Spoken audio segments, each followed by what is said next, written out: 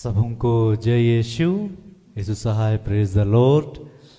प्रार्थना परिवार फिर से आप सबों का आज की इस आराधना प्रार्थना में प्रभु यीशु मसीह के जीवित और सामर्थी नाम से हम सभी प्रार्थना परिवार के भाई बहन मिलकर, साथ में हमारी अगुआ प्रभु की दासी सिस्टर एस्थर, प्रभु के दास भाई राज, आप सबों का हार्दिक स्वागत करते हैं, हार्दिक अभिनंदन करते हैं। आशा है कि आप सबों पर ईश्वर की अनुग्रह, ईश्वर की कृपा, ईश्वर का प्रेम बना हुआ और आप निरंतर प्रभु के मार्ग पर उसकी आज्ञाओं, उसकी शिक्षाओं के अनुसार जीवन जीने का प्रयत्न कर रहे हैं। प्रभु हर दिन हमें अपने जीवन के राह पर लिए चलते हैं और हमारे इस जीवन में अपने आशीषों को हर दिन देना चाहते हैं, हर दिन उन्हें मिलते हैं। वह हर दिन हमें अपनी शिक्षाओं से, आज्ञाओं से भरते हैं कि हम कभी भी उसके जीवन के मार्ग से ना भटकें। और प्रभु ने आज के दिन में फिर से हमें अपनी उपस्थिति में लेकर आए, अपने पास बुलाया है कि हम एक शिष्य के समान उसके निकट आएँ, उससे सुने, उस पर ध्यान लगाएं, उसकी उपासना करें, उसकी महिमा, उसकी स्तुति, उसकी आराधना करें, क्योंकि वही महिमा के योग्य है, वही स्तुति के योग्य है, वही आराधना के योग्य है। प्रभु ने हमें यह सुंदर संगति दिया है, सुंदर अवसर दिया है कि हम सब एक साथ मिलकर, आप हमसे दूर रहते हुए भी ऑनलाइन यूट्यूब के माध्यम से जुड़कर हम एक मन होकर प्रभु की स्तुति, उसकी आराधना, उसकी महिमा, उसकी प्रशंसा कर पाते हैं। तो आइए, जब प्रभु ने आज के इस सुंदर दिन में फिर से हम एक साथ जोड़ा है, एक साथ मिलाया है, तो यह समय है कि हम एक मन होकर बड़े विश्वास के साथ, आनंद के साथ प्रभु की महिमा करें, प्रभु की प्रशंसा करें, उसकी स्तुति करें। तो आज की इस आराधना प्रार्थना में मैं हूँ भाई भूषण, साथ में मेरे दाहिनी ओर हैं भाई नीरज हैं, बाईं ओर है मेरी धर्मपत्नी बहन अंजना है, साथ में है बहन सोनम और भाई सुनील, और उनकी धर्मपत्नी है बहन अंशु। तो आज की इस आराधना प्रार्थना में आरंभिक प्रार्थना करेंगे बहन सोनम और आराधना में अगुवाई करेंगे बहन सोनम और मैं। वचनों को मैं पढ़ूंगा और आज वचनों की उद्घोषणा प्रभु अपने बेटे, अपने दास भाई राज के मुख से करेंगे और अंतिम विशेष आशीष की प्रार्थना भी प्रभु के दास भाई राज के द्वारा होगी। तो आप सभी हमारे संगीत आराधना प्रार्थना में बने रहें, हम सभी एक दूसरे के लिए प्रार्थना करें और प्रभु आज के दिन में जो आशीष हमें देना चाहते हैं, जो बातें हमें सिखलाना चाहते हैं, उन हर एक आशीषों को, उन हर एक बातों को हम फिर से ग्रहण करें। आइए हम इस प्रार्थना में आगे बढ़ें। धन्यवाद। आइए इस पल में हम अपने स्थानों में खड़े हो जाएंगे और अपने पिता से, अपने ईश्वर से, अपने प्रभु से इस पल में जुड़ने का प्रयास करेंगे। उन तमाम बातों के लिए जो ईश्वर ने हमें आशीष स्वरूप इस नए वर्ष में देने की प्रतिज्ञा की है, उन प्रतिज्ञाओं के लिए, उन प्रकाशनों के लिए, उन वचनों के लिए, उन आशीषों के लिए आइए हम मिलकर प्रभु का धन्यवाद करेंगे। हे प्रेमी पिता परमेश्वर, हम धन्यवाद करते हैं प्रभु फिर से आज के सुंदर आशीषित दिन के लिए। इस पल तक पिता हमें संभालने के लिए, हमें सुरक्षित रखने के लिए, हमें एक माँ की तरह अपनी गोद में लिए फिरने के लिए प्रभु आपका धन्यवाद करते हैं। सचमुच प्रभु, तूने हमारे जीवन को अद्भुत रीति से आशीषित किया, हम सबों को तूने आत्मिक रूप से उन्नत किया, समृद्ध किया, और फिर से इस नए दिन में प्रभु हम तेरे निकट आ पाते हैं, तुझको पुकार पाते हैं, तुझको स्मरण कर पाते हैं, तेरी संगति में बैठ पाते हैं, तुझको धन्यवाद दे पाते हैं। प्रभु हम आपका धन्यवाद करते हैं। सचमुच प्रभु, आज के दिन में पिता बहुत सारे ऐसे लोग हैं जो तेरे पास आना चाहते हैं, पर अपने कामों में, अपने उलझनों में, अपनी समस्याओं में आज पढ़कर प्रभु तेरे पास नहीं आ पाते हैं। हम सौभाग्यशाली हैं प्रभु, हम धन्य हैं प्रभु कि हम तेरे सानिध्य में पाए गए, तेरी संगति में, तेरे भवन में पाए गए। हम आपका धन्यवाद करते हैं। इस पल तक पिता आपने हम सबों के जीवन को अद्भुत रीति से अनुग्रहित किया, आगे बढ़ाया पिता, कि हम पिता तेरे आशीषों को हम अपने जीवन में देख पाते हैं, आपकी उपस्थिति से हम भर पाते। प्रभु हम आपका धन्यवाद करते हैं। हम धन्यवाद करते हैं ईश्वर कि हमारे जीवन में अद्भुत रीति से तू दिन प्रतिदिन कार्य करता है। हम आपको धन्यवाद देते हैं। हम धन्यवाद करते हैं ईश्वर हमारे अगुओं के लिए, इस प्रार्थना समूह के लिए ईश्वर आपका धन्यवाद करते हैं। सिस्टर एस्थर, ब्रदर राज और हम सभी भाई बहनों के लिए जो यहाँ उपस्थित हैं, जो YouTube के माध्यम से देख रहे हैं, जो जिस भी रीति से आपसे जुड़ रहे हैं इस पल में प्रभु, एक एक के लिए प्रभु आपका तहे दिल से धन्यवाद करते हैं। प्रार्थना मांगते हैं ईश्वर कि तू हम सबों को आत्मा में एक करिए, अपने प्रेम के सूत्र में बांधिए, और हम सबों ने अब तक के क्षणों में तेरे विरुद्ध जो भी पाप किए हैं, जो भी गुनाह किए हैं, अपने बोली वचन चाल चलन, अपने व्यवहार से, आपकी आज्ञाओं शिक्षाओं को तोड़कर, या जिस भी रीति से प्रभु हम एक दूसरे के लिए ठेस और ठोकर का कारण बनकर, अपने मन में कुटिलता लाकर, अपने मन में अशुद्धता का पाप करके, अपने विचारों में पिता एक दूसरे के लिए गंदी बातें सोचकर, हर बात के लिए ईश्वर हम आपसे क्षमा मांगते हैं और धन्यवाद करते हैं प्रभु पिता। इस आराधना में पिता तेरे तमाम बच्चे जो जिस भी प्रार्थना निवेदन को लेकर तेरे समक्ष आए प्रभु, हर किसी के निवेदनों को तू स्वीकार करना और अपनी कृपा से, अपनी अनुग्रह से एक एक जन को तू भरना मेरे पिता। हम धन्यवाद करते हैं ब्रदर राज के लिए, जिनके माध्यम से प्रभु वचन की उद्घोषणा होगी। उनके मुख पर पिता तू अपने शब्दों को रखना और उनके वचनों के भेद से पिता हमारे जीवन को तू आशीषित करना, अपनी उपस्थिति से हम सबों को भरना। हम आपका धन्यवाद करते हैं। अंतिम प्रार्थना के लिए ईश्वर आपका धन्यवाद करते हैं। इस आराधना के लिए प्रभु आपका धन्यवाद करते हैं। सारा आदर प्रभु आपको देते हैं और यह प्रार्थना यीशु मसीह के नाम से मांगते हैं। इसे सुनिए और स्वर्ग के राज्य में आनंद से ग्रहण कर दीजिए। आमीन। आइए हम झूमते हुए, ताली बजाते हुए प्रभु की आराधना करेंगे।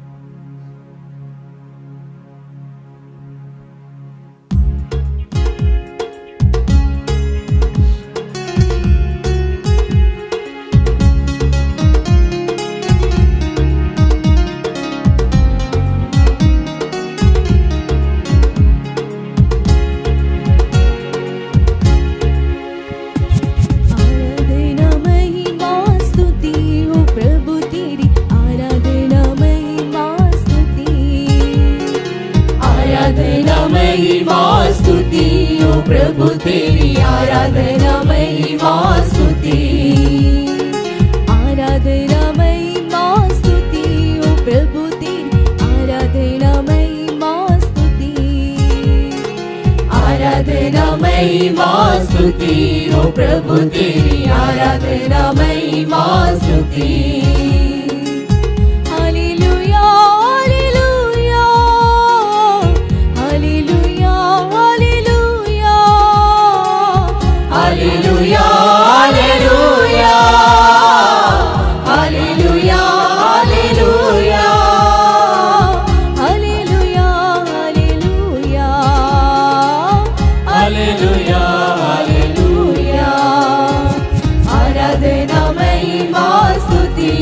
प्रभु तेरी आराधना महिमा स्तुति, आराधना महिमा स्तुति ओ प्रभु तेरी आराधना महिमा स्तुति।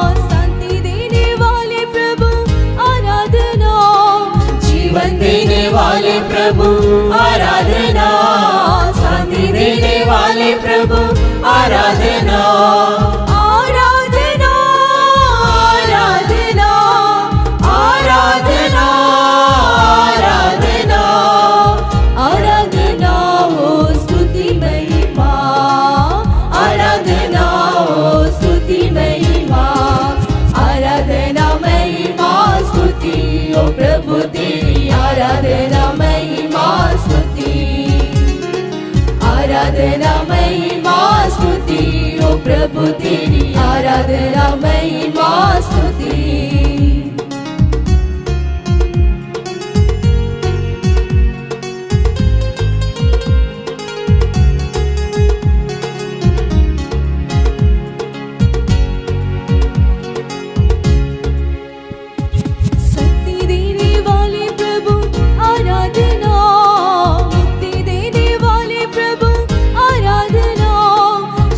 देने वाले प्रभु आराधना, मुक्ति देने वाले प्रभु आराधना, आराधना आराधना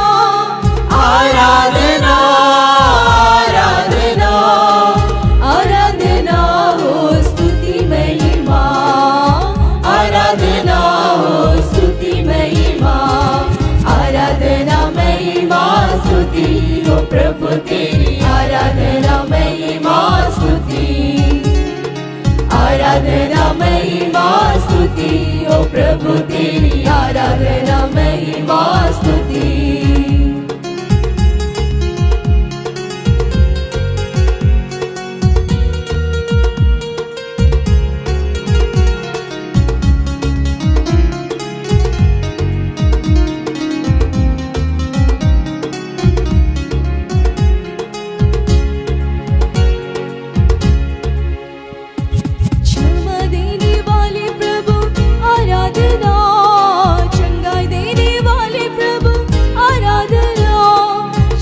देने वाले प्रभु आराधना, चंगाई देने वाले प्रभु आराधना, आराधना आराधना आराधना आराधना आराधना हो स्तुति महिमा, आराधना हो स्तुति महिमा, आराधना महिमा स्तुति, ओ प्रभु तेरी आराधना महिमा स्तुति, आराधना महिमा स्तुति, ओ प्रभु तेरी आराधना महिमा स्तुति, आराधना महिमा स्तुति, ओ पिता तेरी आराधना महिमा स्तुति, आराधना महिमा स्तुति, ओ पिता तेरी आराधना महिमा स्तुति,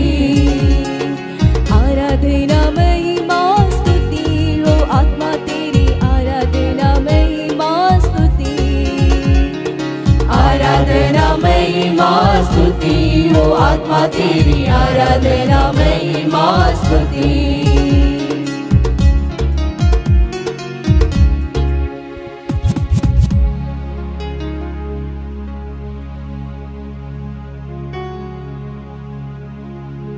सचमुच में वह ईश्वर, वह प्रभु आराधना के योग्य है, महिमा के योग्य है, स्तुति के योग्य है। तो इस घड़ी फिर से हम बड़े ही विश्वास के साथ उसकी महिमा करें, उसकी प्रशंसा करें, जिसने हमें अपने महिमा के लिए चुना, अपने राज्य के विस्तार के लिए चुना, और वह हमारे जीवन को अपने आशीषों से हर दिन भरता है। सचमुच में उसका प्रेम महान है, और उसके उस महान प्रेम के लिए हम उसकी स्तुति करें।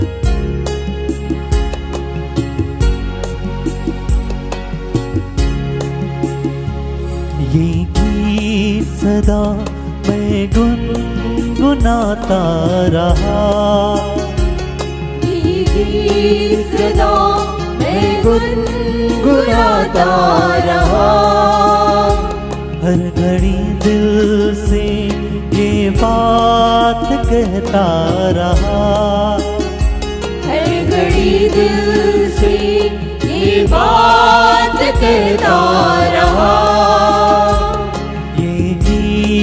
सदा मैं गुनगुनाता रहा, ये गीत सदा मैं गुनगुनाता रहा, हर घड़ी दिल से ये बात कहता रहा, हर घड़ी दिल से ये बात कहता रहा। कितना मधुर, कितना कोमल, कितना सच्चा है तेरा प्यार, कितना मधुर, कितना कोमल, कितना सच्चा है तेरा प्यार, ये गीत सदा मैं गुनगुनाता रहा, हर घड़ी दिल से ये बात कहता रहा।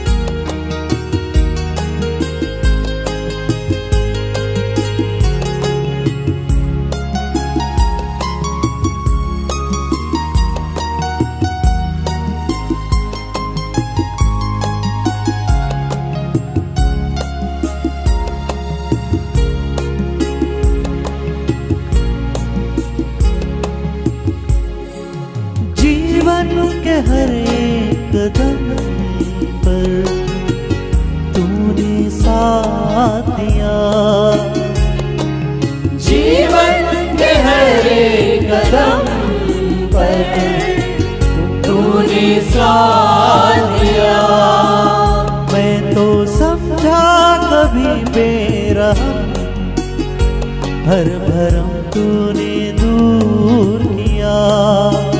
मैं तो समझा कभी बेरहम, हर भरम तूने दूर किया। कितना मधुर, कितना कोमल, कितना सच्चा है तेरा प्यार।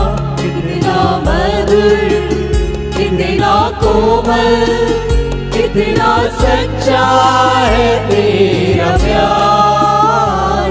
ये गीत सदा मैं गुनगुनाता रहा, हर घड़ी दिल से ये बात कहता रहा।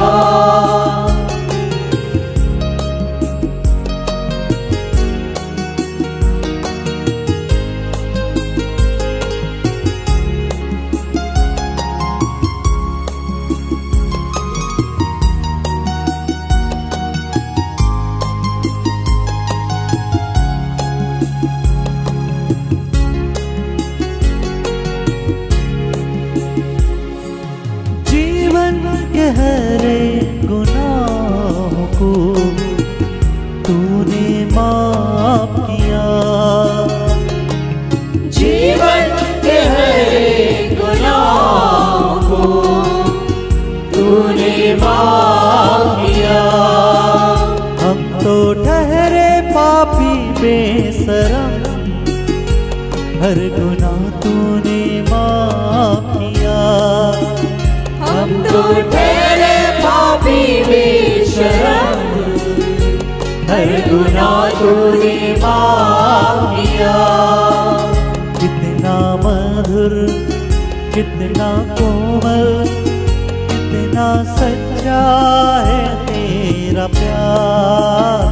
कितना मधुर, कितना कोमल, कितना सच्चा है तेरा प्यार। ये गीत सदा मैं गुनगुनाता रहा, हर घड़ी दिल से ये बात कहता रहा।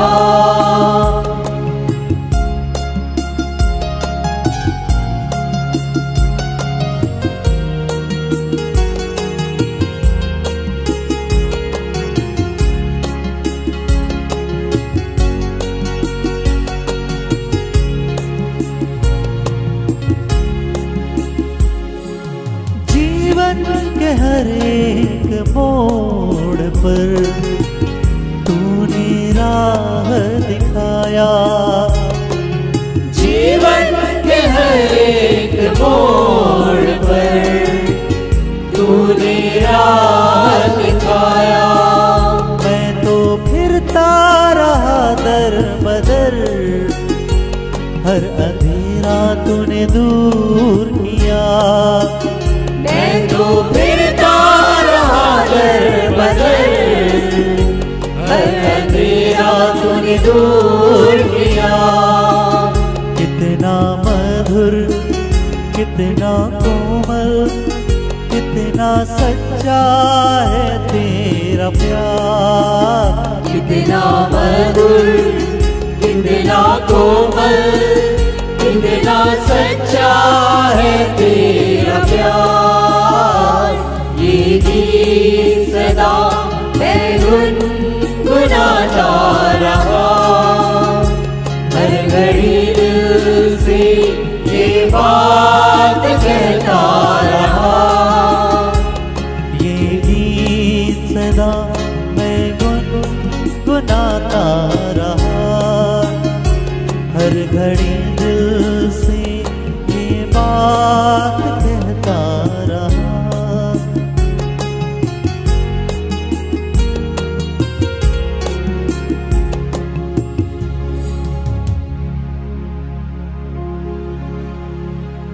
धन्यवाद पिता, धन्यवाद प्रभु यीशु, धन्यवाद पवित्र आत्मा, आपके इस अद्भुत अनुग्रह के लिए पिता, आपके इस अद्भुत प्रेम के लिए प्रभु, आपकी करुणा के लिए जो सदैव हम में बनी रहती है।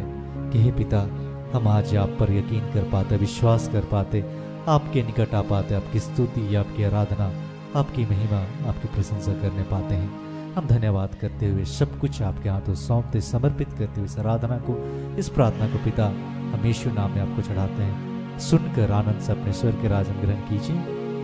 आमीन। आइए हम आज के लिए ठहराए गए वचन को सुने, जिसे प्रभु ने हमें अपनी बेटी, अपनी दासी सिस्टर एस्तर के माध्यम से हमें दिया है, जिस वचन पर आज हम मनन करने वाले हैं। आज के लिए ठहराया गया वचन नबी यशायाह का ग्रंथ अध्याय 49 पद संख्या 20 से लेकर 23 तक, जिसमें वचन ऐसा कहता है, जो संतति तुम्हारे निर्वासन के समय उत्पन्न हुई है वह तुमसे कहेगी, यह स्थान हमारे लिए पर्याप्त नहीं है, हमको बसने के लिए और जगह दो। तब तुम अपने मन में यह कहोगी, मुझे यह सारी संतति कहाँ प्राप्त हुई? मैं तो निसंतान और बांझ थी, किसने उसका पालन पोषण किया? मैं अकेले रह गई थी, यह सब कहाँ से आ गई है? प्रभु ईश्वर यह कहता है, देखो मैं हाथ उठाकर जातियों को बुलाऊंगा, मैं राष्ट्रों को संकेत देने का झंडा फहराऊंगा। वे तुम्हारे पुत्रों को अपनी गोद में उठाकर और तुम्हारे पुत्रियों को अपने कांधों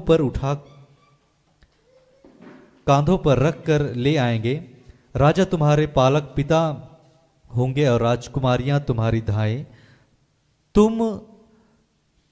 वे तुमको साष्टांग प्रणाम करेंगे और तुम्हारे पैरों की धूल चाटेंगे। तुम जान जाओगे कि मैं ही प्रभु हूँ, मुझ पर भरोसा रखने वालों को लज्जित नहीं होना पड़ेगा। यहाँ तक क्या प्रभु की वाणी है। ईश्वर को धन्यवाद।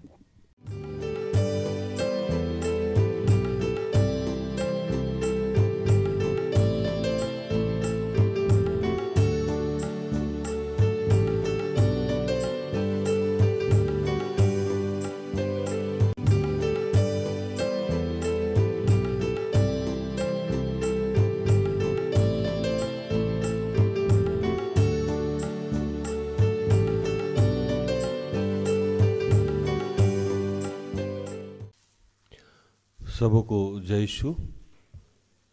यीशु सहाय। आइए अपनी आंखें बंद करें, पिता पुत्र पवित्र आत्मा को याद करें कि हे दयालु पिता, हे स्वर्ग और पृथ्वी के सृजनहार, हे हम सबके रचयिता, हम तेरा धन्यवाद करते हैं आज के सुंदर और आशीषित दिन के लिए जो तूने एक नए अध्याय के रूप में हमारे जीवन से जोड़ दिया। धन्यवाद प्रार्थना परिवार के लिए, ऐसी जितनी संस्थाएं हैं, सेवकाई है और जो भी तेरे राज्य के विस्तार में लोग लगे हुए हैं, उन सब के लिए तेरा धन्यवाद करते हैं। जितने चर्च हैं उन सब के लिए तेरा धन्यवाद करते हैं। धन्यवाद सिस्टर एस्तर के लिए और ऐसे जितने तेरे दास दासी हैं, आराधक हैं, किसी रूप से तेरा सेवा कार्य करते हैं, अपना सब कुछ समर्पित किए हुए हैं, फादर हैं, पादरी हैं, प्रिस्ट हैं, उन सब के लिए तेरा धन्यवाद करते हैं कि पिता जितने लोग इस वक्त जहाँ से मुझे देख रहे हैं, सुन रहे हैं, उन सब के लिए, उनके जीवन की समस्याओं के लिए, दुर्बलताओं के लिए, उनके दान के लिए, उनके वरदान के लिए, उनके अभिषेक के लिए, उनकी भविष्य की योजनाओं के लिए हम तेरा धन्यवाद करते हैं कि पिता गर्भ से लेकर अब तक संभाला, छोटी से लेकर बड़ी सारी ज़रूरतों को अपने शाही खत्ते खोल के पूर्ण किया। हम सब तेरा धन्यवाद करते हैं। तू जानता है प्रभु कि हम रोज़ वही करते हैं जो हमें नहीं करना चाहिए। उन तमाम कार्यों के लिए जिससे हमने आपका दिल दुखाया है, उसके लिए तुझसे क्षमा चाहते हैं। अपने पुत्र यीशु के लहू से धो के शुद्ध और पवित्र कीजिए। उसी दया को, उसी प्यार को फिर से दिखाइए जिस उद्देश्य के तहत आपने यीशु को पृथ्वी पर भेजा था। हे पिता, उनके मारे जाने से, उनके गाड़े जाने से और उनके पुनरुत्थान के द्वारा, यीशु नाम के द्वारा हमें सामर्थ्य प्राप्त है कि हम अपने सारे गुनाहों से उनके नाम के द्वारा मुक्ति पा सकें। यीशु के नाम से हम सबको मुक्त कीजिए, शुद्ध और पवित्र कीजिए और जो भी सिखाना समझाना चाहते हैं उसके लिए हम सबको सामर्थ्य दीजिए। ये आपके बगैर कतई संभव नहीं है। जो भी डिस्टर्बेंस की बातें हैं, जो भी रुकावट की बातें हैं, वो सब यीशु के नाम से समाप्त करते हैं। धन्यवाद की यह प्रार्थना प्रभु यीशु के जीवित और पवित्र नाम से मांगते हैं। दया से सुन और स्वर्ग के राज में ग्रहण कर। आमीन।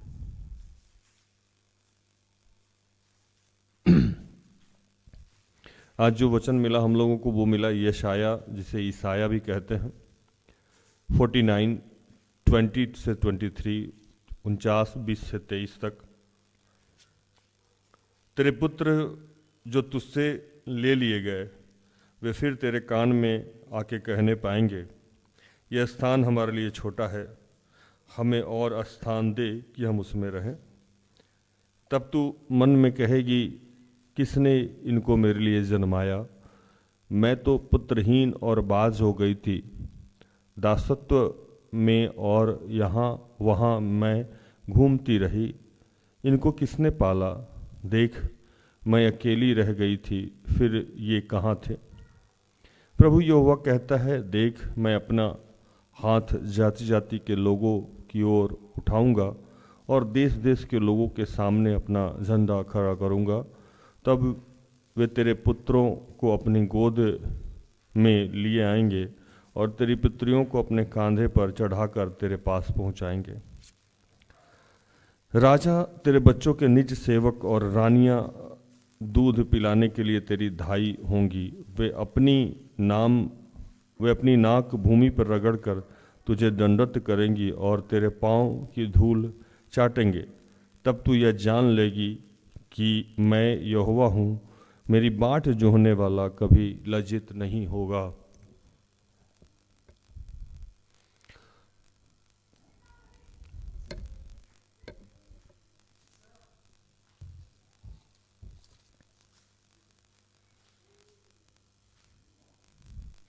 ये घटना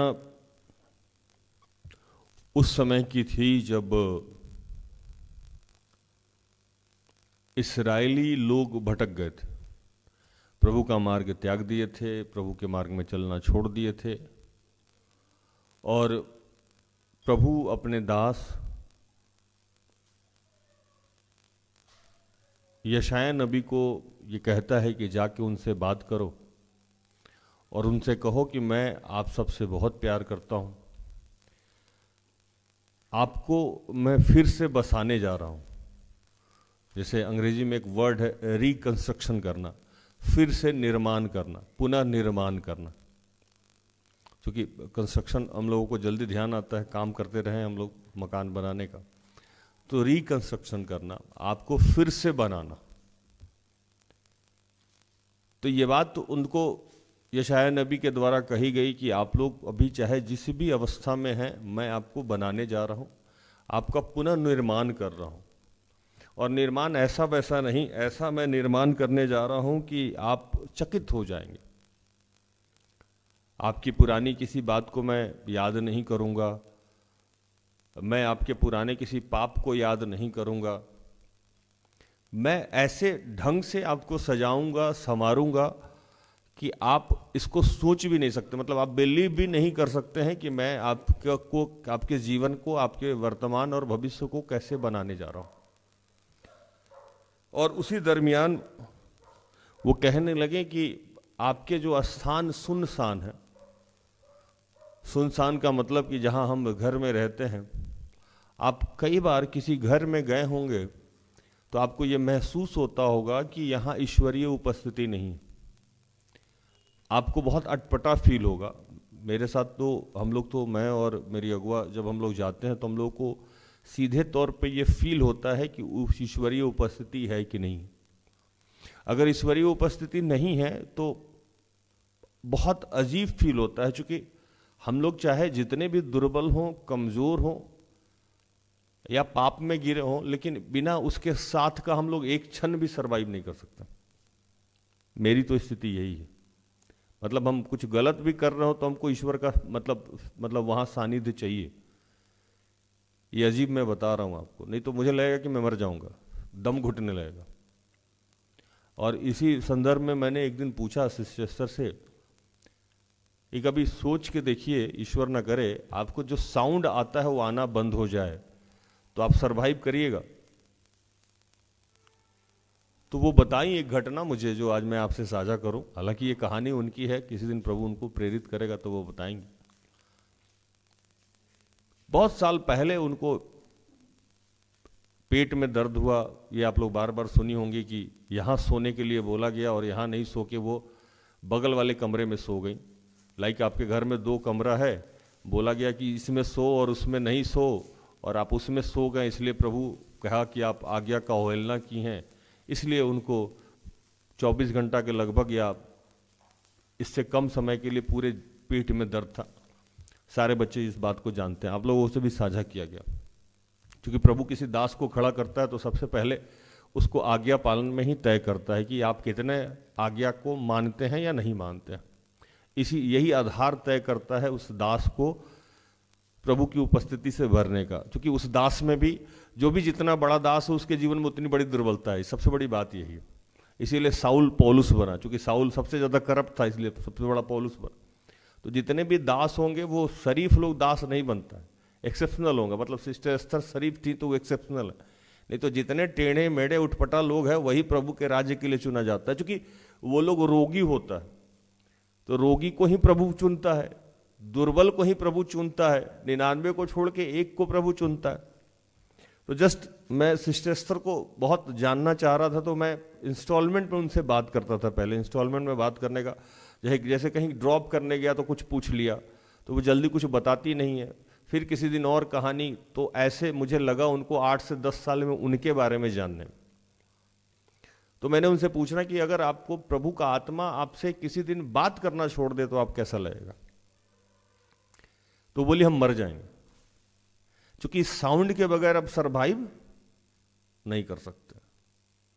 और वो साउंड बहुत साल पहले उनको कुछ देर के लिए मिलना बंद हो गया था, मतलब तकरीबन आवर तो वही बताएंगी। और उस समय वो काफी विचलित हो गई थी कि साउंड आ क्यों नहीं रहा। तो हम लोग चाहे जितने भी दुर्बल हो, मेरी अवस्था चाहे सिस्टर एस्थर की जो भी अवस्था है, लेकिन वो साउंड चाहिए, वो उपस्थिति हम लोग ढूंढते रहते हैं। कहीं भी जाएंगे, भोजन कम में हो, खाने में हो, किसी से बातचीत कर रहे हो, काउंसलिंग कर रहे हैं, तो हम लोग फील करते हैं कि ईश्वर है कि नहीं, उपस्थिति फील हो रहा है कि नहीं हो।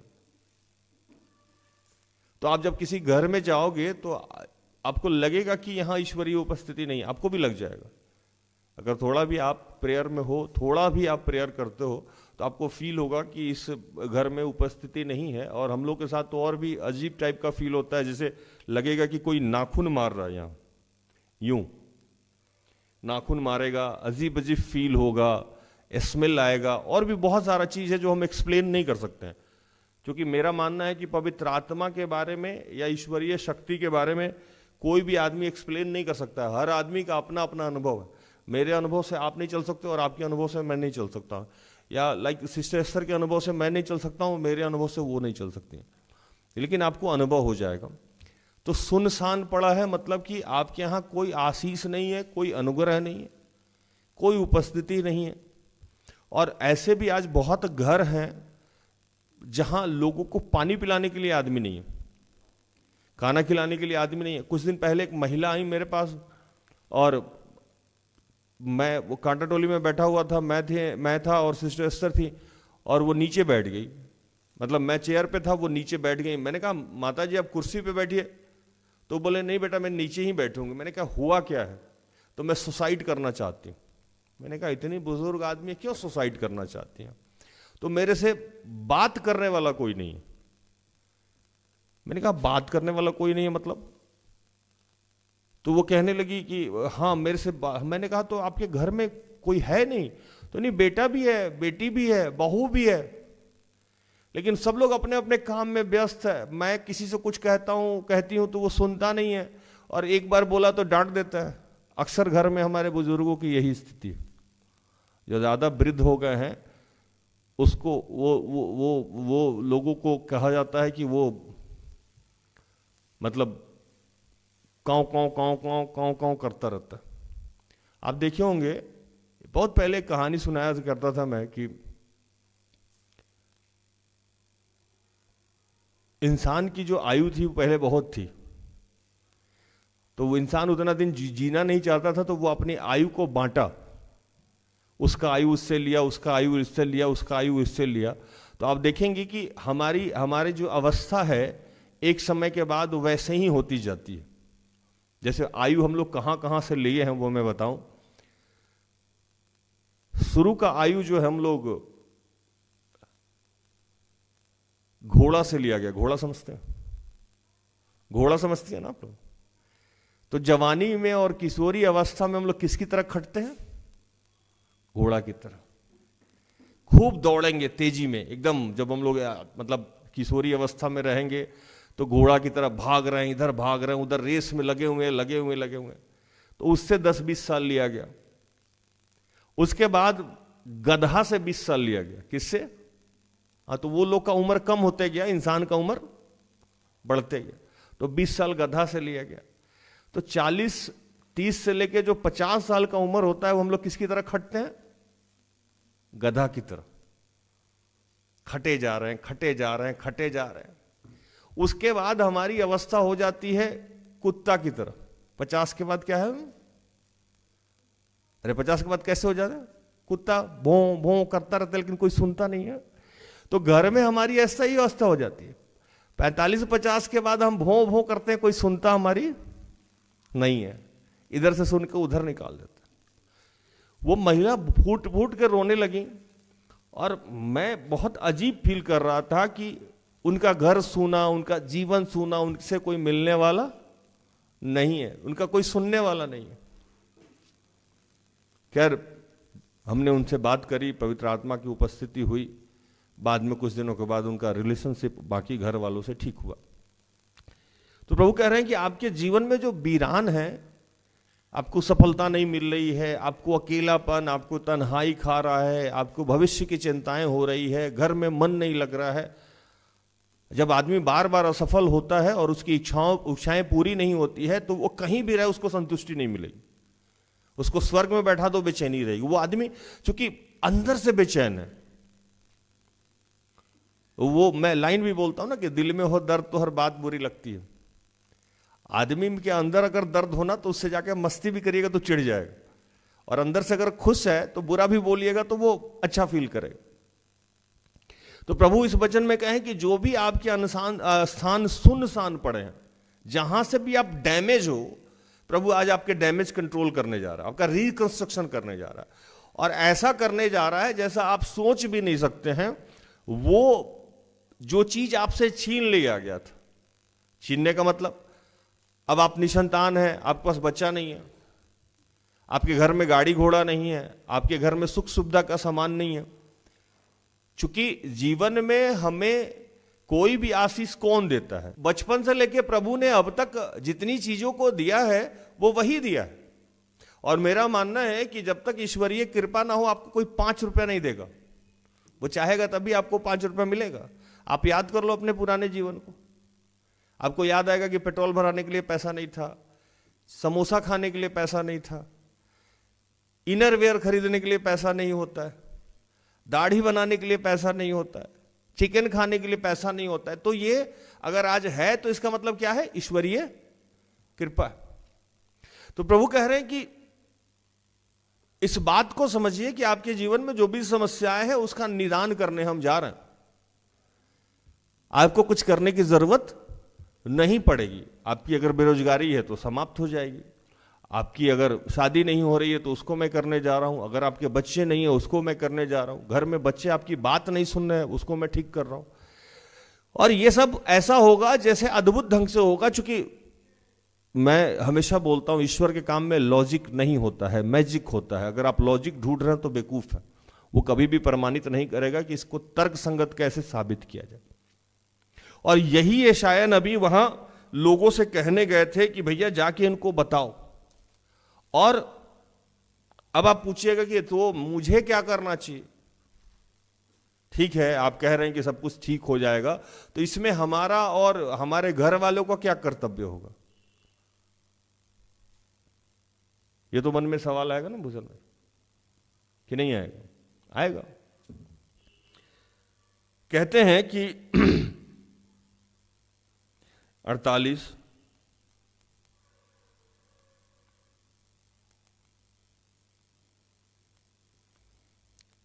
क्या करना चाहिए और अभी हम क्या कर रहे हैं कि समस्या में। 48 का एक यशायाह,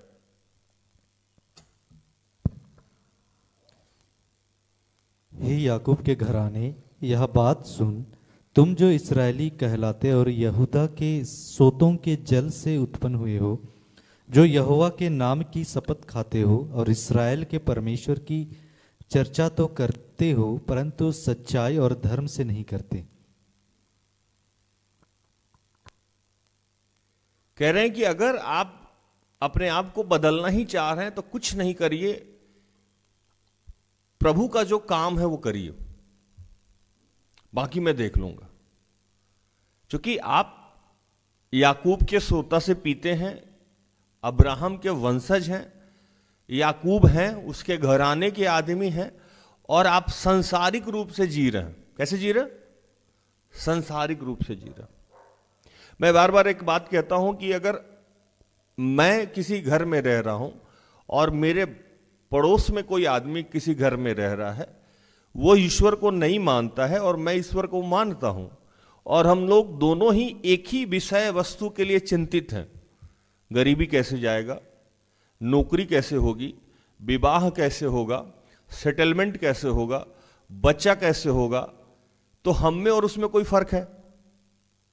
नहीं है।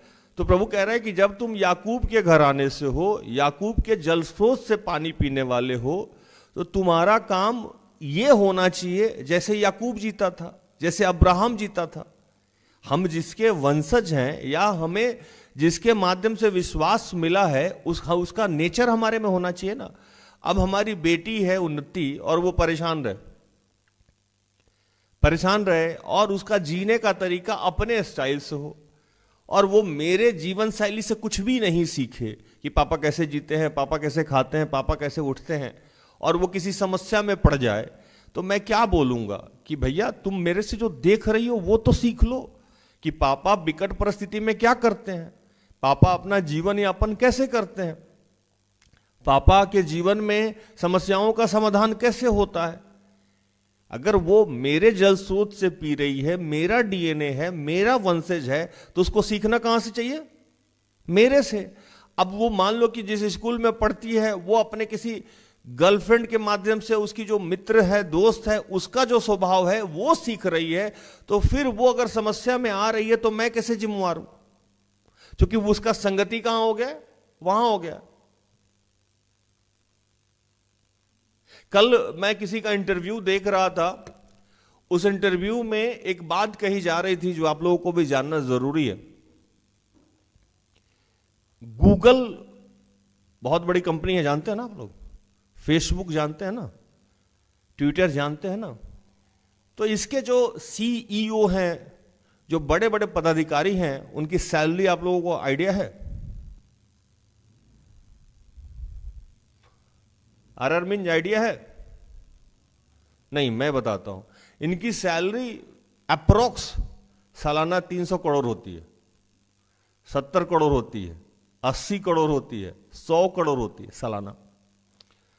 अब ये बात यहां क्यों आई मैं बताऊं आपको। इन लोगों की सैलरी इतनी होती है जितनी आप सोच नहीं सकते। अब सैलरी जब होती है तो इनका इंटरव्यू भी होता होगा, सिलेक्शन भी होता होगा, तो इनके सिलेक्शन में इनसे क्या पूछा जाता होगा कि आप एमबीए कहां से किए हैं, आप टॉपर है कि नहीं हैं, आप गोल्ड मेडलिस्ट हैं कि नहीं हैं। क्योंकि ये जब वहां पहुंचे हैं, इसका मतलब ये एमबीए टॉपर ही होंगे, ये गोल्ड मेडलिस्ट नहीं होंगे, तभी उनका सिलेक्शन हुआ होगा। तो ये सारी बातें तो उनसे पूछी नहीं जाएगी, तो उनसे पूछी क्या जाती है? तो ये मुझे जानकारी हुआ कि उनके इंटरव्यू में ये पूछा जाता है कि अगर कंपनी विकट परिस्थिति में फंसे या गिर रहा हो तो आप कैसे संभालेंगे? हालेलुया, समझे मेरी बात को? जो बड़े पदाधिकारी हैं, या मैं जैसे यहां का व्यवस्था देखता हूं, तो मुझसे प्रभु क्या चाहेगा कि जब ये प्रार्थना योद्धा ईश्वर ना करे किसी विकट परिस्थिति में जाए, तो मेरे पास धैर्य कितना होगा, पेशेंस कितना होगा, और मैं इसको कैसे वापस लेके आऊंगा। जब मेरे बच्चे विकट परिस्थिति में गिर रहे हो तो मैं उनको वापस कैसे लेके जाऊं, ताम दंड भेद भाव कैसे मैं उनको वापस लेके आऊं ताकि वो प्रभु के मार्ग में, या उनका घर कैसे संभले। ये टैलेंट होता है किसी भी बड़े पदाधिकारी का। वो काम करेगा जिससे उसका कंपनी, जिससे उसका घर ऊपर उठ जाए। और यही चीज प्रभु भी आज हम सब में देखना चाहता है कि जब आप विकट परिस्थिति में पड़े हुए हैं, जब आप समस्याओं में पड़े हुए हैं, तो गिरना तो नॉर्मल चीज है, गिरता तो सब कोई है। गिर के रीटेक जो करता है वही बड़ा आदमी बनता। हालेलुया। गिरता तो मैं भी हूं, गिरती तो सिस्टर एस्थर भी है, गिरता कौन नहीं है। व्याकुलता, गिरना, परेशान होना, दुर्बल होना, तो यीशु भी चीख पड़े थे कि हे पिता तूने मुझे क्यों छोड़ दिया। यीशु भी गतसमनी बाग में रोने लगे थे, पसीना लहू की तरह बहने लगा था। वो भी व्याकुल हो गए थे कि हे पिता हो सके तो ये प्याला हमसे टाल दे। आज जैसे मैंने आपको बताया कि संसारिक लोग भी अगर बड़े पद पे गया है तो उसके जीवन में यही है कि उसको करना क्या है, रीटेक कैसे लेना है। वहां उसकी डिग्री नहीं पूछेगी, वहां उसका क्वालिफिकेशन नहीं पूछा गया, वहां वो गोल्ड मेडलिस्ट है कि ये नहीं पूछा गया। आप विकट परिस्थिति में कंपनी को बाहर कैसे लाएंगे ये पूछा गया। आप विकट परिस्थिति में अपने आप को बाहर कैसे लाएंगे ये पूछा गया। आप विकट परिस्थिति में अपने घर को बाहर कैसे लाएंगे पूछा गया। और यही सीख ईश्वर भी हमको देता है। एक वचन में कहता है 10:48 देख मैंने तुझे निर्मल तो किया परंतु चांदी के समान नहीं, मैंने दुख की भट्टी में परख कर तुझे चुन लिया है। प्रभु कह रहे हैं कि जीवन में जो विपत्ति मैंने दी, परेशानी मैंने दी, आपको खरा बनाने के लिए दिया, आप तो इसी में डूब गए। परेशानी तो आती है, सबके जीवन में आती है, मेरे भी जीवन में आती है, गिरना तो सबका लिखा हुआ है। लेकिन प्रभु आज रिकंस्ट्रक्शन की बात कर रहा है कि मैं आपका पुनर्निर्माण करने जा रहा हूं। और पुनर्निर्माण करने के लिए आपको यह याद करना होगा कि आप कहां से आए हैं। आपका मैं तो पुनर्निर्माण करने जा रहा हूं, आपकी कोई पुरानी बातों को मैं याद नहीं कर रहा हूं, लेकिन आपका भी कुछ कर्तव्य तो बनता है। तो आपका सिर्फ यह कर्तव्य बनता है कि आप अपने डीएनए को मैच कर लो, कहां से आ रहे हो। आज हमको भी यह सोचना है कि हमारे पूर्वज कैसे जीते थे, वो विकट परिस्थिति में कैसे निकल गए।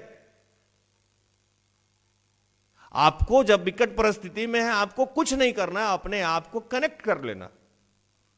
हम क्या होते हैं, हम जब बीमार होते हैं, हम जब समस्या में होते हैं, हम जब तकलीफ में होते हैं, हम जब विकट परिस्थिति में होते हैं, तो हम सबसे पहले किसके पास चले जाते हैं?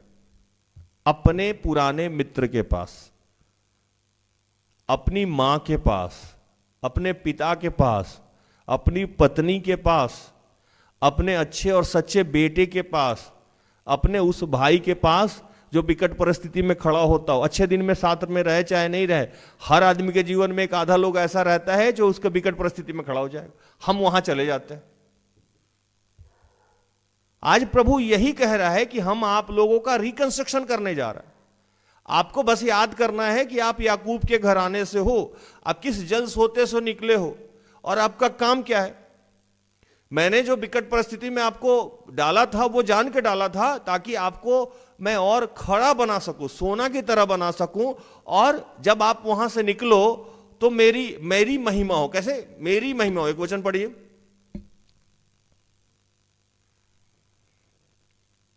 9 नहीं 11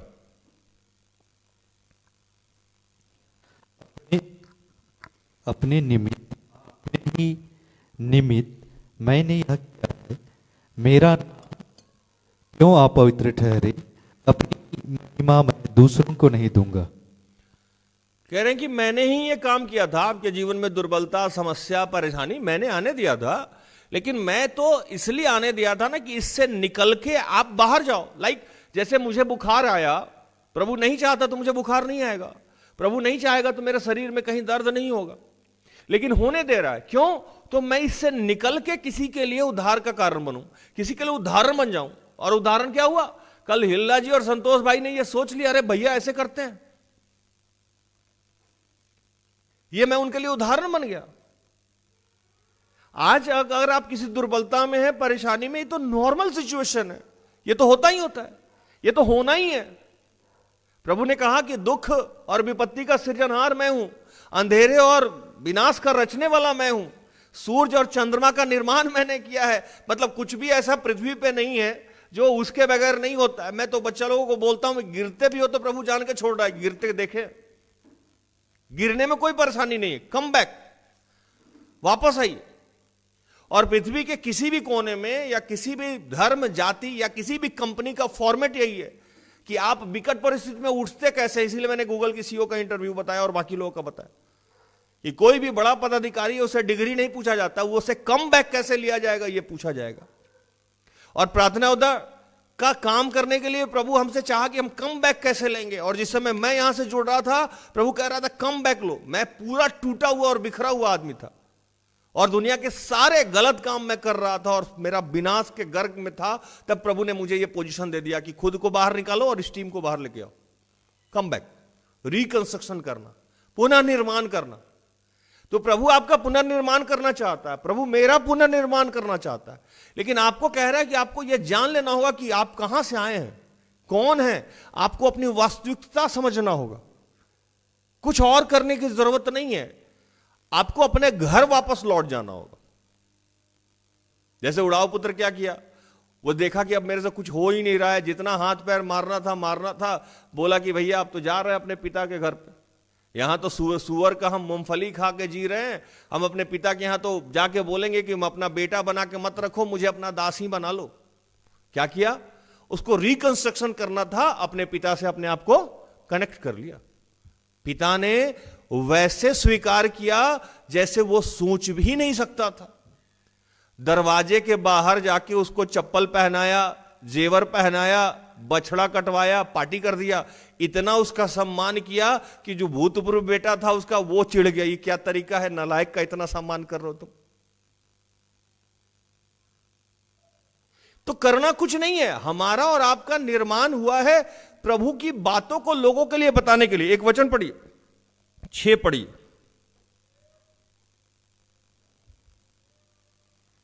अड़तालीस का 6। तूने सुना है कि अब इन सब बातों पर ध्यान कर और देखो क्या तुम उसका प्रचार ना करोगे। अब से मैं तुझे नई नई बातें और ऐसी गुप्त बातें सुनाऊंगा जिन्हें तू नहीं जानता। कह रहे हैं कि ये सारी बातें आपके जीवन में इसीलिए होती है ताकि इसको आप जाने, समझें और इसको लोगों को बताएं। क्या करें, जब हम दुख में होते हैं, विपत्ति में होते हैं, समस्या में होते हैं, तकलीफ में होते हैं, तो प्रभु हमको गुप्त की बातों को प्रकट करता है कि इस विकट परिस्थिति में हम कैसे निकलेंगे। और हम वहां से निकल के लोगों को यह कहानी बताते हैं। यही तो ईश्वर के राज्य का विस्तार है। और भी कुछ है क्या? यही है। लेकिन अब हमारे परिवार में कुछ ऐसे लोग हैं जो उसी में अटक गए जाके, वो भूल ही गए कि उनका अस्तित्व क्या है। तो प्रभु बोल रहा है कि मैं रिकंस्ट्रक्शन करना चाह रहा हूं, आपका पुनर्निर्माण, फिर से मैं आपको सेटल करना चाह रहा हूं, और उतना कि जितना आप सोच नहीं सकते। लेकिन हमारा और आपका स्वभाव क्या है कि कितना भी हमको और आपको समझा दिया जाए, और जब हम विकट परिस्थिति में रहें तो हमको, और हम सब लोगों का एक ह्यूमन नेचर है कि हमको लगता है कि हम जो सोचते हैं और हमारा जो डिसीजन है वही सही है। और यही समस्या है जिसकी वजह से हमारा रिकंस्ट्रक्शन होने में समय लगता है। एक वचन पढ़िए, 48 का 18। भला होता कि तूने मेरी आज्ञाओं को ध्यान से सुना होता, तब तेरी शांति नदी के समान और तेरा धर्म समुद्र की लहरों के समान होता।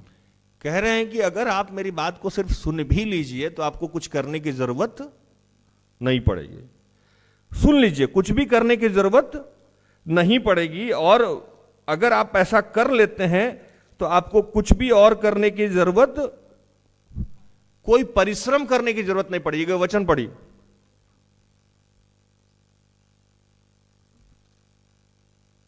तीन 49 का 3 और 4। और मुझसे कहा, तू मेरा दास इसराइल है, मैं तुझ में अपनी महिमा प्रकट करूंगा। तब मैंने कहा, मैंने तो व्यर्थ परिश्रम किया, मैंने व्यर्थ ही अपना बल खो दिया है। तो भी निश्चय मेरा न्याय यहोवा के पास है, और मेरे विश्राम का फल मेरे परमेश्वर के हाथ में है। प्रभु कह रहा है कि तू मेरा दास है, तू मेरा सेवक है, तू मेरा बेटा है। पृथ्वी पे तू आया ही इसीलिए है कि मेरी उपस्थिति तेरे माध्यम से दिख जाए, तेरे माध्यम से मेरी महिमा हो जाए, और मैं ये करूंगा ही करूंगा। लेकिन तू व्यर्थ परिश्रम कर रहा है, व्यर्थ हाथ पैर मार रहा है, व्यर्थ ही अपना भोजन बना। अब मैंने बताया ना, उड़ाव पुत्र सुअर चरा चरा के एक दिन का भोजन इकट्ठा कर रहा था, और मिल भी नहीं रहा था उसको। और घर जब वापस आया तो बछड़ा मिल गया फर्स्ट डे ही।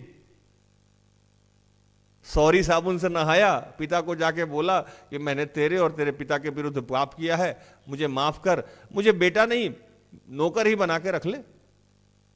फर्स्ट डे से ही उसका रिगार्ड शुरू हो गया, कुछ करने की जरूरत नहीं पड़ी, क्योंकि उसका पिता जानता था कि कौन है।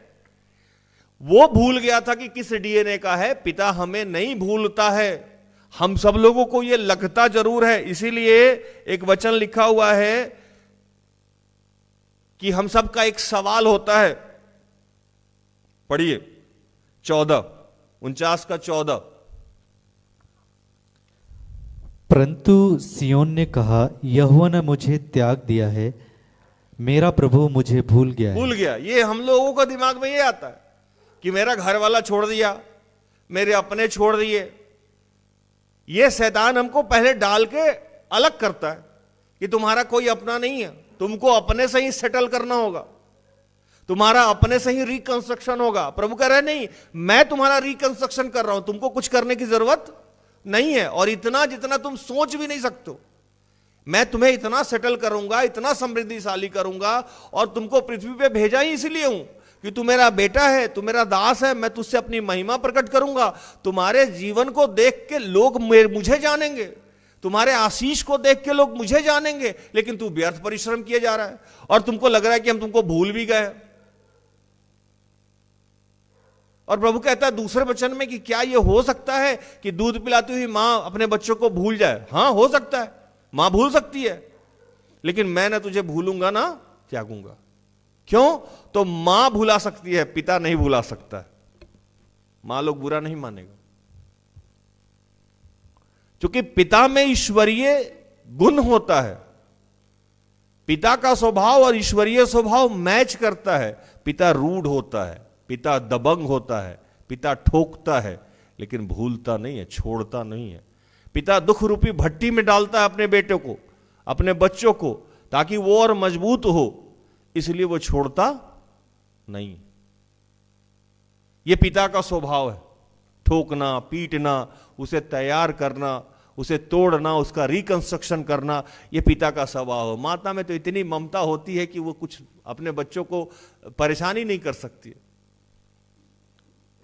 और हम सब लोगों को यह लगता है विकट परिस्थिति में कि प्रभु ने हमें छोड़ दिया। प्रभु कहता है नहीं, कभी भी मैं आपको छोड़ नहीं सकता हूं, मैं आपका रिकंस्ट्रक्शन कर रहा हूं, फिर आप मेरे से क्या होइए?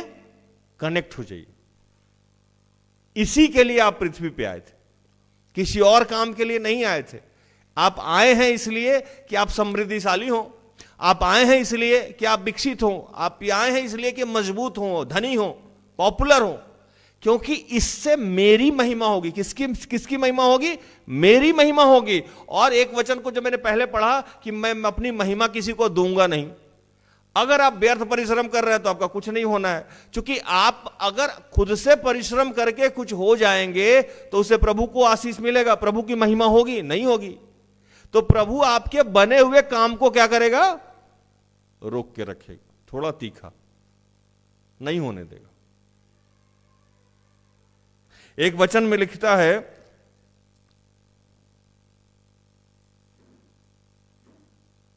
बारह पढ़िए, 11 और 12 दोनों पढ़िए, 48 का।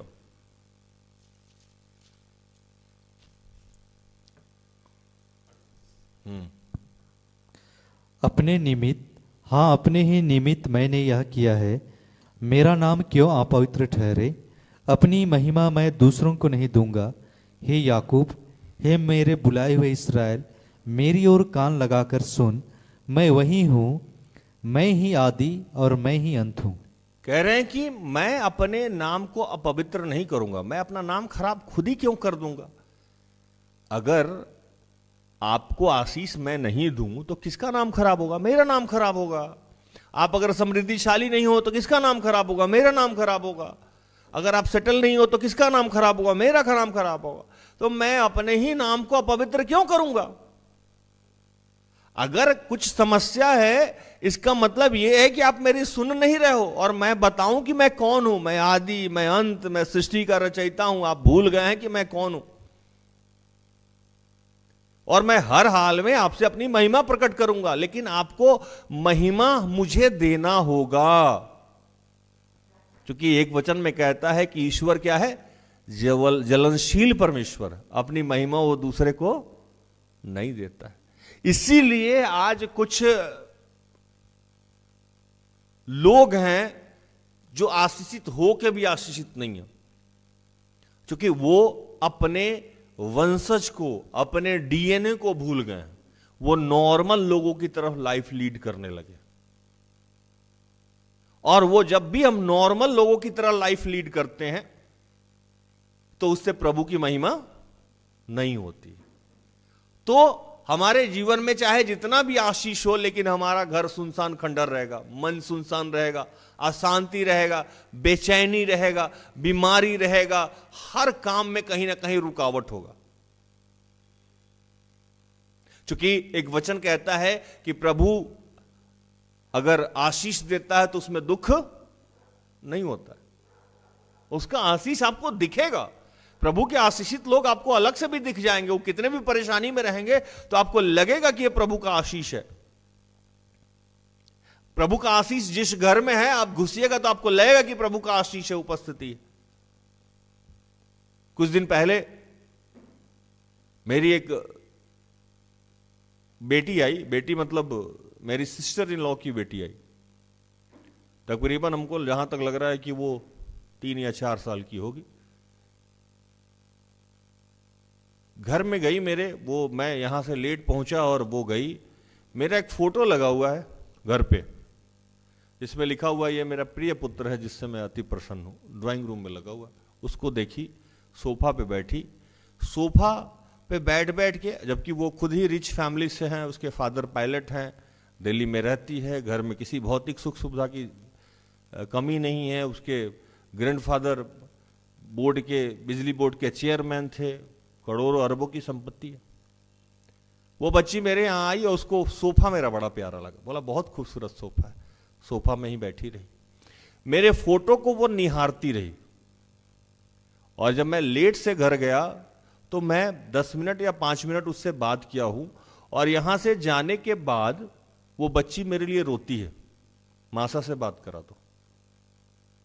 रात में उठ जाएगी, 12 बजे बोलती है मासा से बात करा दो, 1 बजे बोलती है मासा से बात करा दो। उसके पिता कहने लगे क्या जादू कर दिया साड़ू भाई ने इसके ऊपर। मेरी सिस्टर इन लॉ बोली तो मिला भी नहीं ढंग से, किया क्या। और वो बच्ची जब उसके फोन हाथ में लगता है वो मेरे को फोन कर देगी। यहां तक अब स्थिति है कि फोन उससे छीन के रखता है लोग। मेरी सिस्टर इन लॉ को लगता है जिया जी व्यस्त रहते, पता नहीं कब फोन लगा दे, रात में 11 बजे 12 बजे। उसको क्या दिख गया उस घर में। तो ये बात मेरी पत्नी ने मुझसे कहा कि कुछ दिन पहले एक बच्ची हमारे घर में काम करने के लिए आई थी और वो काम करने के लिए गई मेरे घर में, और वही फोटो और उसी ड्राइंग रूम में फोटो यहां देख के यूं खड़ी थी। वो मेरे फोटो को और ड्राइंग रूम में डर रही थी, और इतनी की रूम में वो डरी हुई थी कि वो छत पे जाके चुपचाप बैठी रहती थी, घर में नहीं आ पा रही थी। मैं कोई तारीफ नहीं कर रहा हूं, मैं जस्ट आपको बता रहा हूं ईश्वरीय उपस्थिति।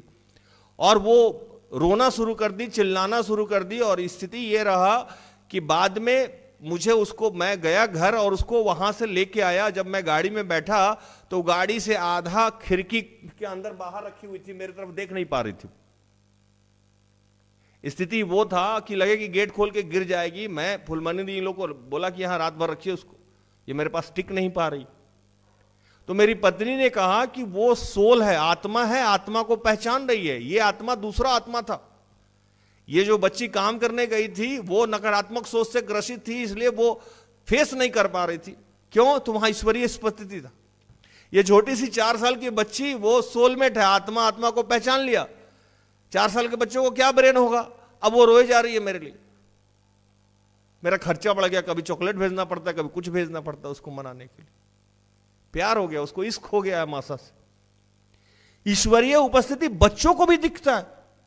आप देखेंगे कि बहुत सारे बच्चे मेरे केबिन में जाने के लिए तड़पते रहते हैं, भागते हुए जाएगा, उसको देख के मुस्कुराएगा। कुछ बच्चियां हैं कि मेरे गले लगती है तो ऐसा लगता है जैसे वो छोड़ेगी नहीं, अब कुंभ के मेला से भटकी हुई है। भाई, ईश्वरीय उपस्थिति है, मेरे पास भी है और बहुत सारे लोगों के पास है। ऐसा नहीं है कि हम लोग में दुर्बलता नहीं है, उसका साथ है, वो छोड़ता ही नहीं है। क्यों नहीं छोड़ता है? इसलिए कि मैं उसको नहीं छोड़ता हूं, ना मैं उसको छोड़ता हूं, ना वो मुझे छोड़ता है। मैं कितना भी दुर्बल हूं, कमजोर हूं, मैं पाप में हूं, फिर भी मुझे उसका साथ चाहिए, क्योंकि मुझे पता है कि जो मुझे बल देता है उसके सामर्थ्य से मैं कर सकता हूं। इस पाप से भी वही निकालेगा। अगर मैं कीचड़ में भी गिरा हुआ हूं तो भी मैं हाथ बढ़ा के रखता हूं कि पिता खींच ले, अकेले मैं बाहर नहीं आ सकता हूं, खींच ले तू। लेकिन अभी कुछ बच्चे हैं कि हाथ बोल लेने हम अपने से निकल के दिखाएंगे। आप खुद से नहीं निकल सकते। प्रभु आपका रिकंस्ट्रक्शन करना चाह रहा है, आप बस अपने आप का हाथ को ऊपर कर लीजिए, एक नया हाथ आएगा, खींच के बाहर निकाल देगा। आपने हाथ अंदर करके रखा है, यह समस्या है आपके जीवन का। हाथ अंदर करने का मतलब है कि आप प्राउडी हैं, अहंकार में हैं। अहंकार कैसे? तो मैं ही मैं हूं, मैं सब कुछ कर लेता हूं, मैं निकाल के दिखाऊंगा, मैं अपने आप को प्रूफ करके दिखाऊंगा। प्रभु कह रहा ना, कुछ भी तुम्हें करने की जरूरत नहीं है, तू मेरा दास है, तू याकूब है, उसका वंशज है, मैं तुमसे अपनी महिमा प्रकट करूंगा। जो भी विपत्ति, जो भी समस्या आपके जीवन में आई वो मैंने दिया, क्योंकि तुमको सोना बनाना था, ताकि इससे जब निकले तो तुम लोगों को बताए कि देखो मैं इस स्थिति में था और प्रभु ने मुझे निकाला। यही बात तू बताएगा। इसी के लिए तू पृथ्वी पे आया, और कोई काम के लिए नहीं आया। तू नौकरी करने के लिए नहीं आया, तू शादी करने के लिए नहीं आया, तू बच्चा पैदा करने के लिए नहीं आया, तू घर बनाने के लिए नहीं आया। ये तो सब मैं यूं ही दे देता हूं तुमको। मैं जानता हूं कि इसकी जरूरत है तुम्हें, मैं जानता हूं कि तुमको जीने के लिए सांस की जरूरत है, मैं सांस देता हूं। मैं जानता हूं कि तुम्हें चलने के लिए आंख की जरूरत है, पैर की जरूरत है, मूवमेंट के लिए हाथ की जरूरत है। ये तुमने मांगा था, ये तो सब मैंने तुम्हें यूं ही दे दिया था, फ्री। तो बाकी भी चीजें मैं तुम्हें यूं ही दे दूंगा, तुम्हें कुछ और करने की जरूरत नहीं पड़ेगी। आपको बस, वो कहता है कि मैं द्वार पे खड़ा खटखटाता हूं, वो कहता है कि मांगो तो मिलेगा, खटखटाओ तो खोला जाएगा। क्यों कहता है? वो जानना चाहता है कि आप अपने डीएनए को पहचान रहे हो कि नहीं, आप उसकी उपस्थिति को जान रहे हो कि नहीं। जबकि प्रार्थना भी पवित्र आत्मा भी कराता है, विश्वास में भी वही लेके आता है, लेकिन फिर भी वो चाहता है कि हम मांगे, फिर भी वो चाहता है कि अपना हाथ बढ़ाएं। ये उसके ईगो को सेटिस्फाइड करता है, ये उसके सेल्फ रेस्पेक्ट को बनाता है। और बनाए भी क्यों नहीं, वो सर्वशक्तिमान है, इतना तो उसको शोभा ही देता है। वो यहोवा ईरे है, वो सेनाओं का यहोवा है। इतना स्वाभिमान ईश्वर नहीं करेगा तो हम पे और आप पे थोड़ी शोभा देगा, उसी पे शोभा देता है। अब आप चाहते हैं ईश्वर झुके और ईश्वर चाहता है आप झुके, तो झुकना तो उसी को, उसको होगा कि आपको होगा? कौन झुकेगा? आप झुकेगा। वो तो पुष्पा झुकेगा नहीं, झुकना तो हम ही आपको होगा। तो प्रभु कह रहा है कि आज हम सबको आशीषित करना चाह रहा है, हमारा रिकंस्ट्रक्शन करना चाह रहा है, हमें सुख समृद्धि वैभव से भरना चाह रहा है। आपको कुछ नहीं करना है, बस आपके पिता से अपने आप को कनेक्ट कर लेना। प्रभु इन सारे वचनों से आप सबको और मुझे भी आशीषित करे, आमीन। आइए हम आखिरी प्रार्थना में जाएं।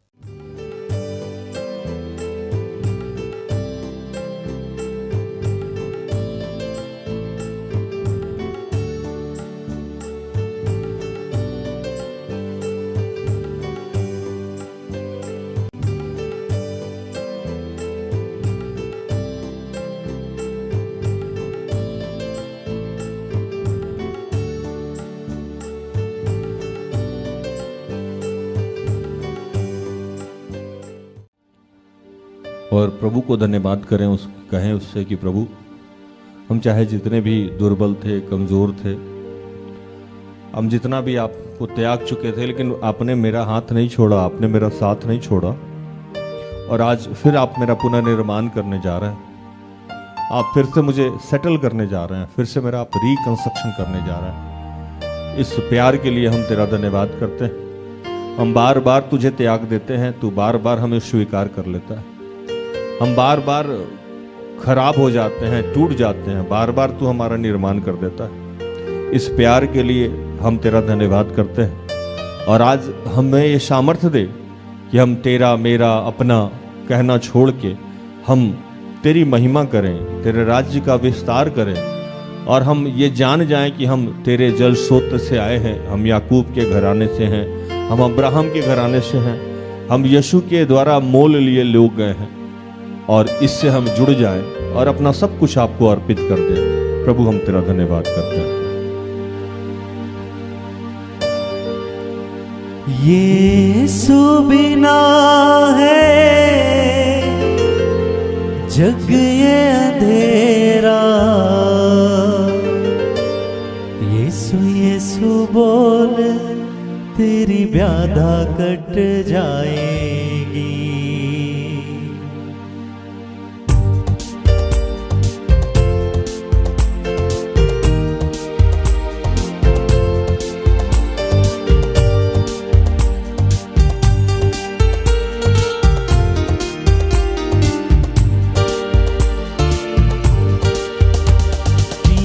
यीशु बोल तेरी व्याधा कट जाएगी। यीशु यीशु बोल तेरी व्याधा कट जाएगी।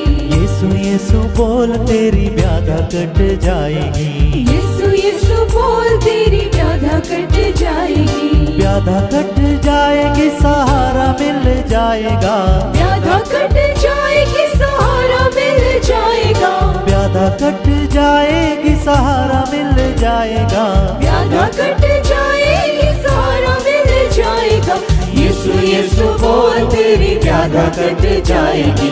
यीशु यीशु बोल तेरी व्याधा कट जाएगी।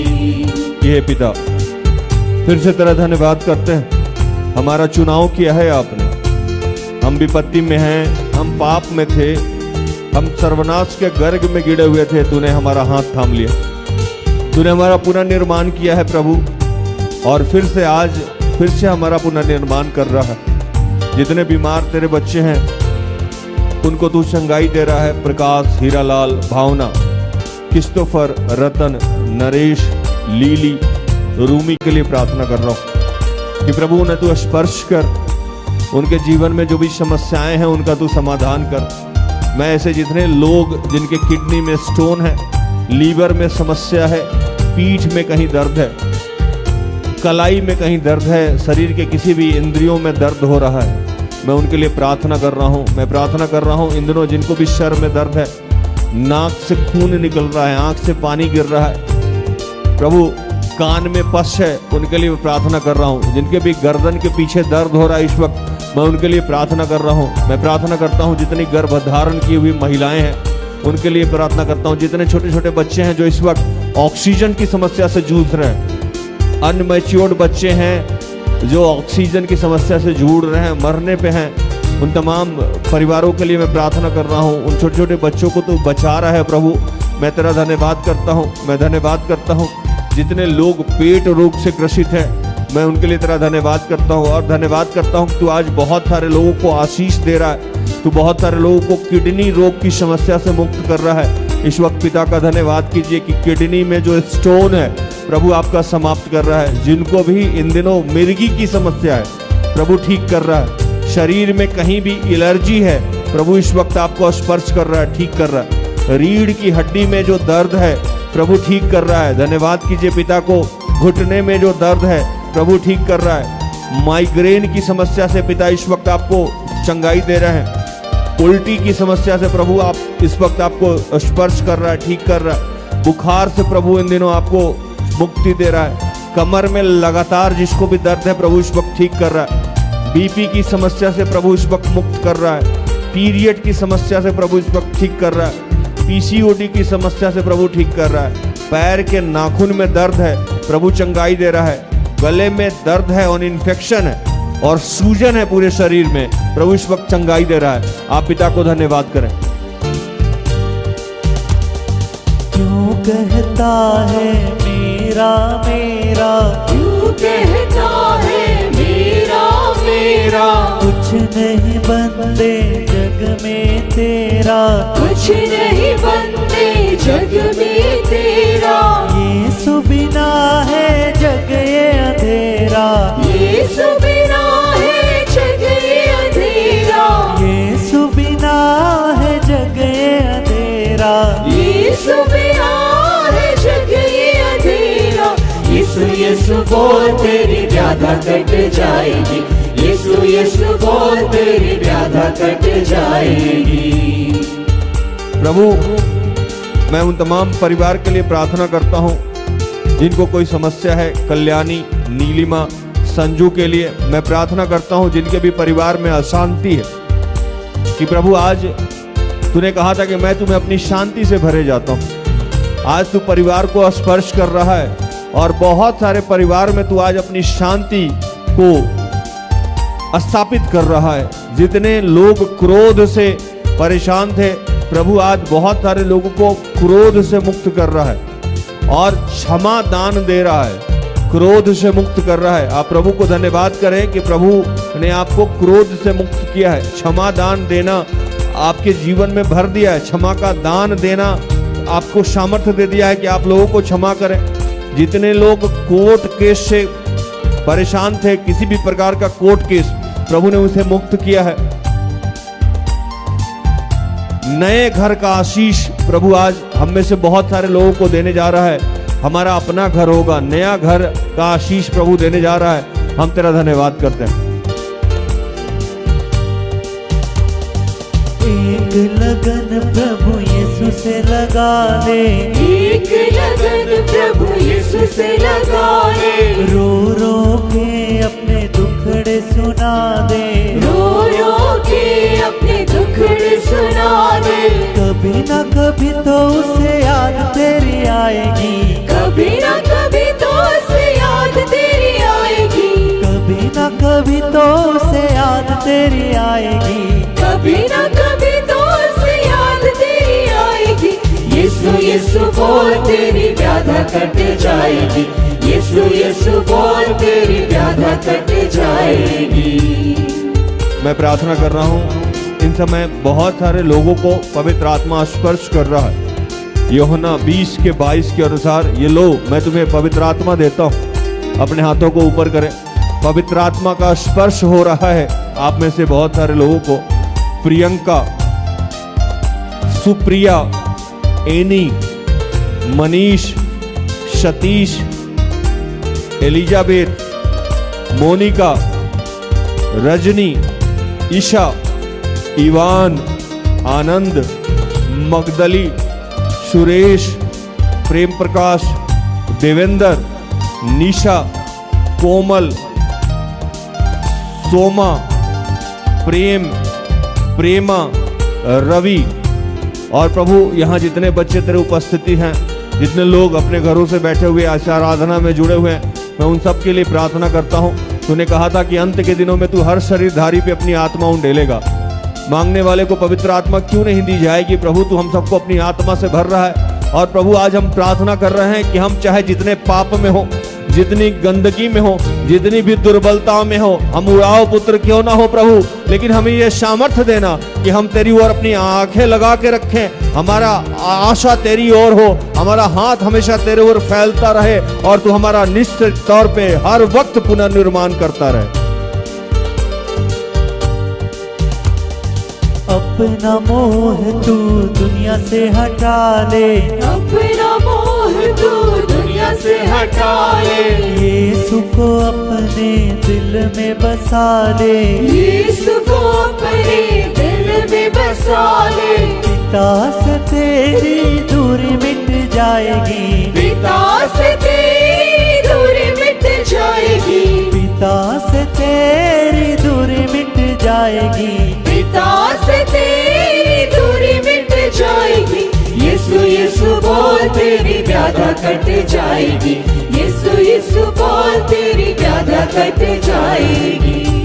ये प्रभु विश्व में जितने तेरे गण्यमान्य लोग हैं जो देश को चलाते हैं, मैं उनके लिए प्रार्थना करता हूँ। और मैं प्रार्थना कर रहा हूँ यहाँ जितने तेरे बच्चे हैं, जितने YouTube पे हैं, उन सब का आज तूने पुनर्निर्माण किया है और अपनी आत्मा से उनको भरा है। उनके जीवन को तूने स्थापित किया है। वो चाहे जैसे भी हैं, वो तेरे बच्चे हैं और उनके जीवन से तू आज अपनी महिमा प्रकट करेगा। सब कुछ आपके हाथों में समर्पित करते हुए तमाम प्रार्थना को प्रभु यीशु के जीवित और पवित्र नाम से मांगते हैं। दया से सुन और स्वर्ग के राज में ग्रहण कर, आमीन। तो धन्यवाद। प्रभु आप सबको आशीष दे। आशा करते हैं कि आज के प्रार्थना से, आराधना से, वचनों की उद्घोषणा और अंतिम प्रार्थना से प्रभु ने आप सबको स्पर्श किया होगा। प्रार्थना परिवार निरंतर आपका आभारी है कि आप हमारे साथ हैं, हमारा सहयोग करते हैं। मुझे इजाजत दें। प्रभु आपको आशीष दे। जय यीशु सहाय। सारे दिल से, सारे मन से तेरी आराधना मैं करूं, तेरी आराधना मैं करूं।